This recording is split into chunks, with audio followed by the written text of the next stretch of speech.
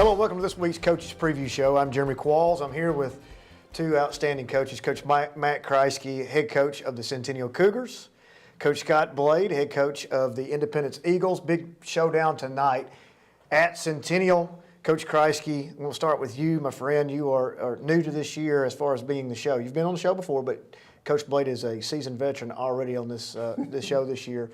It's kind of been a tale of two halves for you thus far. First half, CU showed up, played really, really well.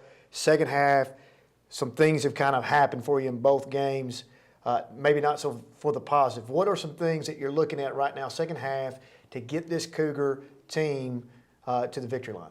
Well, a couple things we've emphasized this week, especially. We've got to eliminate the negative plays. For some reason, we play well in the first half, but second half we seem like we start to fall apart. And when negative play happens, it just pieces start going everywhere. The guys got to continue, be able to fight through adversity and get better. We've had 4 junior offensive linemen starting this year, so their first game was against Ravenwood. Then last week against Hendersonville, they were big up front, challenged us. I thought our offensive line played better, but we had some negative plays offensively, a fumble, an interception that cost us. Defensively, we're small up front, so we're trying to get better in that area. So hopefully these guys they're going to fight for us. That they've had a great week of practice. We just hope we give Coach Blade and Independence a good ball game tonight. Currently, Centennial sits 0-2, 0-1 in Region 6 6A play. This is a huge game. Obviously, we know that every game, every single night, all the way down to Dixon, is a huge game, specifically when only 4 of the 6 get into playoffs. That rule has changed 2 years ago where all 6A teams got in. Speaking of that, do you like this rule better where you have to fight to get in versus everybody just getting in on the what they used to call the Super 32? Coach Blade? I absolutely do. I don't. I'm not really into the whole rewarding mediocrity and everybody gets in. I've never been a fan of that. I thought there's got to be a reward for a job well done, and playoffs are that second life, if you will. So I'm a fan of, and I'd even, to be honest with you, I even think the playoffs, I've outspoken about this, that's too many weeks as it is. I'd like to see that down to 32 teams in a small state like this. Really should be a 16-team tournament, in my opinion. Again, my opinion don't matter, that's okay, but I'm just saying it should be, because they're long seasons. They're very long. They're, for high school kids, if you play in the state championship, you're playing an NFL season. That's a 16-week season with a bye week, and you've got 3 weeks of banging in scrimmages before that. You're playing like a second or third round playoff of an NFL season with high school kids. It becomes, at that point, it's who's healthy, enough to keep playing on. But I personally like to see a smaller number. Again, that's my personal belief, but definitely 4 teams is enough from each region. Well, I don't want to be a dead horse. We mentioned back at Media Day, you had the question asked about, we have 3 games during August. Yeah. We were fortunate with, I believe it was last week or week 1, with really, really good weather, with nice weather, cool temperatures. Looks like tonight will not be that way. Then you have to worry about the cramps. The kids are, you can hydrate them all you want. You get out there, and then cramps could potentially cause one of your players to be sidelined. If you could cut back on the amount of playoff weeks, bump this game back into a September game and push everything back and only have 2 in August, that would help, or at least start to me, the it makes conversation. sense. Well, even bump it back and you take away the bye week. So you can now bump it back. You take away the end of the season, the 15th game. You bump things forward to Labor Day. You take away the bye week. Now you got to, that's my opinion. Again, it doesn't matter. But I even last week it was cooler during the week. But on Friday night, it's muggy. So and that's where the cramps come in. And I know Coach will say the same thing. You can be as conditioned as the best teams out there, but you got guys playing a ton of reps in that muggy weather. Something's going to give. And like all of us, you start taking away your top few players, and it's a different outcome. So people have to understand. We're running our student populations for both of your schools roughly at between 15 to 1,700 kids, right? And that's pretty much predominantly across the board for us. Ravenwood at one time was at 2,100 kids. Nolensville opens, that bumps them back to the 1,500. So depth definitely becomes a problem for everybody. I mean, you try to get your second team as many reps as possible. We're talking about potentially, you mentioned some of your younger guys, sophomores, that have never taken a rep in a meaningful game, coming out there against some dudes that are 18, 19, 18 years old, seniors. You know, what happens then if one of those guys gets hurt? Then who you go to? I mean, you know, so the depth always becomes an issue. You mentioned second half, you're trying to get things ready to go and improvement on a few things. Ravenwood, you led by 14 and a half. Yes. Second half was what we talked about just a minute ago. Hendersonville, you were down 14 and a half, still in the game, and only scored 12 points in the second half. So if you can get these second half things figured out, you have to feel pretty good about your team. Jariel Wilson right now is playing phenomenal. Yeah, he returned the opening kickoff against Ravenwood. And then against Hendersonville, we scored the first play of the game. Dave Amos, receiver, caught a pass. So we're coming out on fire. We just got to continue it for 4 quarters. If we can put together a complete game, you know, we might be able to finish the season on a positive note. I think the kids are getting better each week. You know, they don't like to lose. You know, one thing about this group, you know, we're not as athletic as what we've been in the years past, but they're a good group of kids. They work hard. They got good attitudes. You know, past 2 weeks, you know, we've gone in the locker room after the game, and those kids hadn't said a word. I've been in part of locker rooms, and you lose a game, and they're laughing and cutting up. It means something to these guys. You know, so I've enjoyed the coach so far. I know that the record doesn't show, but it's a fun group to coach. I know some good things going to happen here in the future for us. Coach Blade, I've conversations you and I have had talking about how much you really enjoy this team. Let's talk about for a moment. I don't know if a lot of people understand, not only are you a head coach, not only do you have to be, I hate to use this word, a father figure, not only you have to raise money, not only do you have to budget, not only have to manage your staffs, you have to almost become a psychologist at some point in time. You have to really be a guidance counselor for these folks. And sometimes we need psychiatrists ourselves at the end of the day. But talk about, you play Oakland that first game. The outcome was not very good for you guys.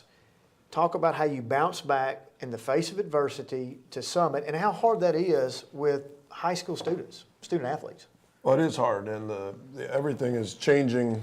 You know, the culture is evolving in a way I don't necessarily understand all the time, but it is what it is. The world, maybe it's a little different than when I grew up, and but you have to be, you know, flexible in how you deal with the kids. I think probably the best, I had a call from a former player, a real good player yesterday, and it was probably the best call I've had in months, and it was a big-time player from at Hillsboro, and he was reaching out to me. I haven't talked to him in 6 or 7 years, and he said, "Coach," and he paused and he said, "Thank you." He said, "Thank you." And that was the biggest call. He said, "You were hard on me, you know, but everything you taught me then, you know, is kind of who I am today."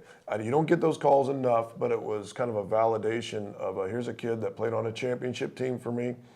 We went through struggles, personality conflicts, but we held true to holding to a standard, trying to be fair, trying to help him make good decisions, trying to help him overcome, you know, their mental barriers. And that's helped him in life over the last 10 years. And it's the same thing with our kids now, is they got different issues going on. They're working long days with school, and they got the high school drama. They got the stuff we talked about last week, and you know, these former players coming up to the fence, and they just wish they could have one more game. What they know 6 months after playing, right, versus while they're in it in this little bubble. You know, the maturity that takes place at that point. So we try and guide them through that, and try and speed them up through some of that stuff. You know, some of their worries and insecurities and fears. You know, those are self-imposed. So yeah, it's a challenge working with the kids and getting their minds right every single week. Because again, you have a tough loss, wow, no one cares. Now you're playing a crosstown rivalry. You win, great.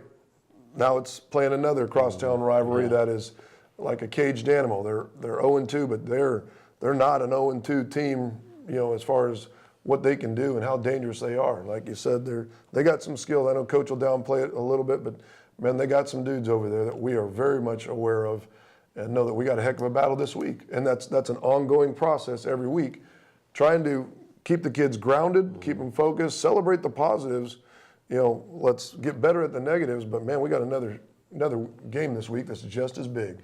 Speaking of dude, Jariel Wilson, 9 carries for 143 yards against Hendersonville. That's pretty efficient on only 9 carries against them. How do you get him more touches? You're talking about you don't want to get him more touches. How do you get him more involved? He does so much in special teams, running back, defensively, arguably could be one of the best defensive backs that you've got. I mean, this kid, great high character kids. We talk about this all the time. Coach Blade, we talked about it last week. We're really blessed across our district with high character kids, and this is one of those guys, man. Great story, great kid. Yeah. Austin P commit. I think that's a great fit for him. I think he's going to have some really high successful times there. What do you do to get Jariel more involved? Man, we do. We're trying to find every way possible. I mean, Coach can tell you we're trying to throw screens to him. We're trying to get him motion out of the backfield, throwing him the ball, special teams. We've got to put the ball in his hands more. I believe he also had, I think, 4 or 5 catches against Hendersonville. So, I mean, he's our guy. And that one thing, you see the stats, but one thing I was really impressed with Friday night when we were down 52-26, we had a younger kid kind of coming off with his head down. Jariel grabbed him, put his arm around him, and just basically told him, keep set up, keep working, we're going to be fine. That meant more to me than any stat that he's going to have, because you see him from his sophomore year until now, and he's trying to be that leader that I've always wanted to be, knew he could be, and see even in down times, he's been a positive leader for us. So I have no idea. Yes, Austin P's getting a steal. He's an outstanding young man. I get calls all the time. How come he's not going anywhere bigger? It is what it is. Jariel's happy with Austin P. It's going to be a great fit, and I can't wait to see what the future holds for him. 2 things. One is, at the end of the day, we're all, to use your phrase, caged animals. We want to win more than anything. That's in our blood. That's in our DNA. However, that story that you just said, that you just told, it does. When you do self-reflection, your phone call, this right here, I've got a story. Every coach has that story. It really makes things worthwhile. We spend countless hours. I don't anymore. That's why I'm out. You guys spend countless hours. You get paid peanuts to do it. But there's something about Friday nights and walking out, and there's something about those relationships that people don't understand that is a part of this deal. The second thing is, I like the fact that Jariel has embraced it. When people get so caught up in this, why aren't you playing SEC? Why aren't you playing this? You know what? He's found a niche. He's going to be super successful in that niche. And, there's nothing wrong with that. And I don't know why in today's culture that if you're not playing at the highest level, at the SEC level, not everybody's going to be Tyrell Dodson. Not everybody's going to be Rashawn Golden.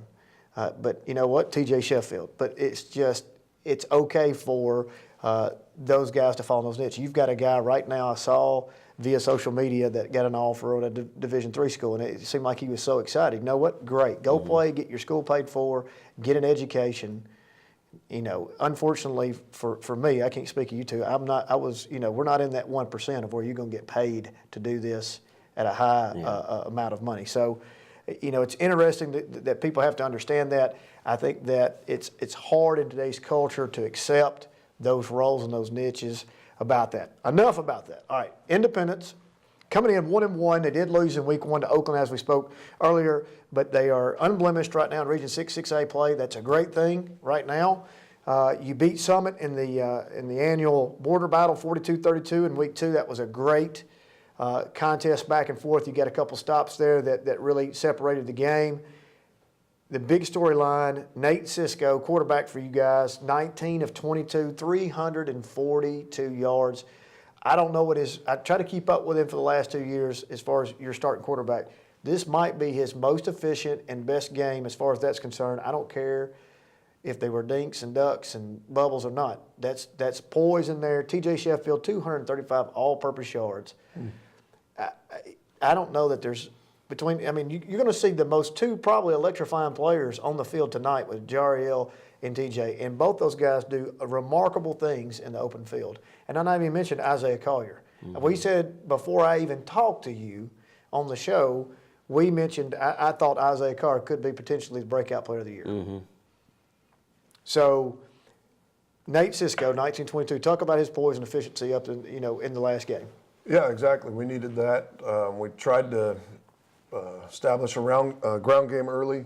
I thought we again trying to take some pressure off of him throwing the ball, and where that's a continual process. But as far as efficiency and being able to distribute the ball where it needed to go, I thought that was his best game we've probably had, and that was a game we needed from him as a senior to step up. And those are incredible numbers.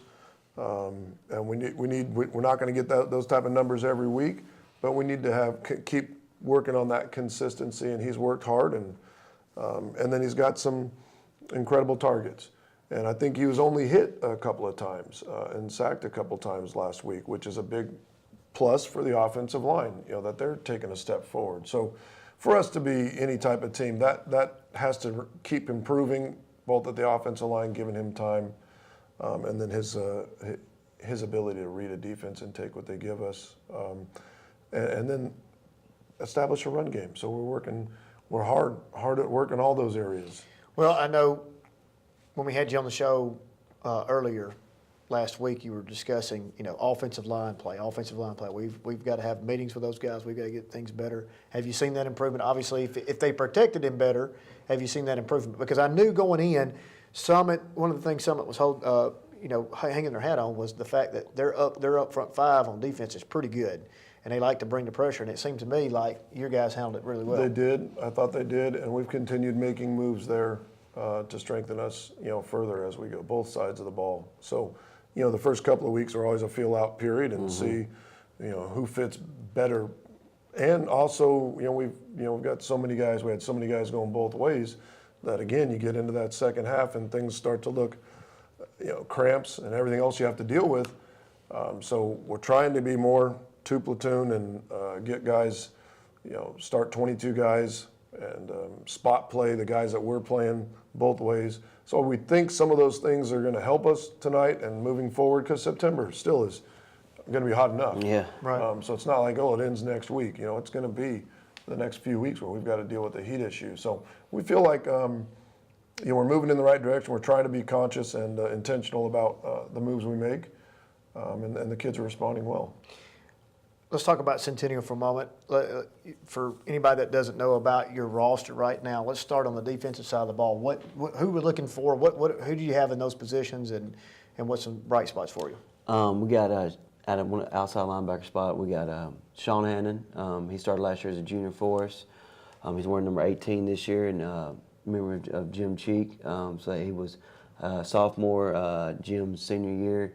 They became really close. Jim kind of took him under his wing that year, so he wanted to wear that number. That's pretty special. He's a little out of control at times, but he loves to hit. He's a small, undersized guy. He's kind of a leader of our defense. Defensive line-wise, we've got another senior, Wyatt Barber's playing defensive end. Does a great job for us. We've been really impressed with him. Inside linebacker, we got two seniors, Kyle Schaffmaster and MJ Johnson. MJ's made some huge strides and improvements from last year. Secondary-wise, got a couple young kids.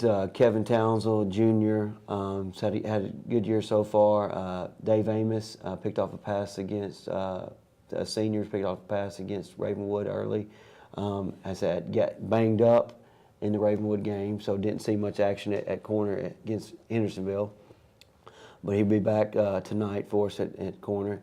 And then we've got sophomore and junior at safety with Jariel switching in whenever, like he said, whenever we're trying to spot play him. I'm not trying to use him so much so we can get the ball in his hands. Tucker Tremaine, a sophomore, and Zay Pickens, a junior. So we've got two young guys. I know I mentioned quite a few seniors, but a lot of those seniors, it's the first time they're starting. This will be the third game.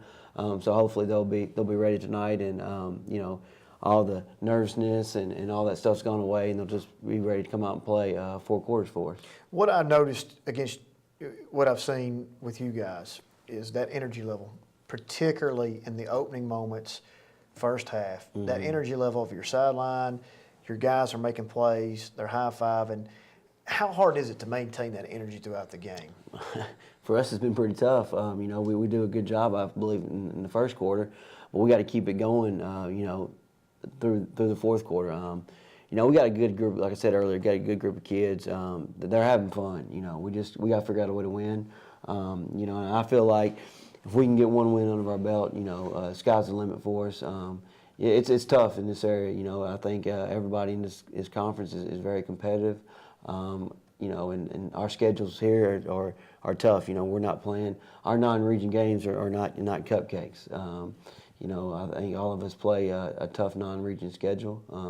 You know, I wish we could schedule a few of those, but it is what it is. I told the kids we're not going to make excuses of who we're playing and we're going against. Our goal is just try to get better each week and hopefully make a push for the playoffs at the end of the year. Well, that's been a situation that Coach Blade mentioned last year, and I think that's the case for all the Region 6, 6A teams. It's really difficult to schedule outside of region play because we really run the gauntlet during the regular season. When you start looking at that, Ravenwood, and it's amazing. I mean, one win is so crucial in this league. You know, Ravenwood, last year, week 1 with you guys, you picked them off. That ended up being the difference in you guys getting in and getting out when it came down to the Franklin game. But you won the Franklin game anyways. If that would have happened, tiebreaker would have given it to you because of the Ravenwood win. You lose to Ravenwood this year in week 1. Brentwood beats Franklin week 1 as well. So they're sitting both, you guys are both sitting at 0-1. Ravenwood's 1-0, and Brentwood's sitting at 1-0. Of course, like I said, this is your first region game, and Dixon has yet to play a game where they play at Brentwood tonight. Or Brentwood plays at Dixon tonight. But it's so important this early on. Is it beneficial to play a region game week 1 like you've been playing, or would you rather wait and try to work out some kinks? Yeah, because there's only 6 teams and 4 of them are getting in. You know, it's better to play. I think it's better, and I'm pretty sure Matt would say the same thing, to have a couple games under your belt because there's so many. The biggest, even most guys will say, the biggest improvements between week 1 and week 2. Week 1, there's a ton of, because you've done scrimmages, but they haven't been full-blown kickoffs, kickoff returns, those type of things. So it's tough to squeak one out that week, that first week. It's better to play them, I think, as late as you can, where you're already polished and playing best versus best. Yeah, I wish this week was our first region game. I think especially with our young team this year. You know, our quarterback Grayson, you know, has his first start against Ravenwood. You know, so I mean, you can't tell me he wasn't nervous. I mean, it was a packed house. You know, he played well, but still, I would love to see, you know, a non-region game. You know, the first two weeks, and then week 3, you know, you open up with a region game. You get 2 games under your belt. You also, like you said earlier, you know, tendency-wise, when you're breaking down a team, you know, you're seeing what they do in a scrimmage. That's not realistic what you're going to see on a Friday night. So it's tough to try to game plan and, you know, and get ready for a region opponent when you've got 2 scrimmages against them in the jamboree.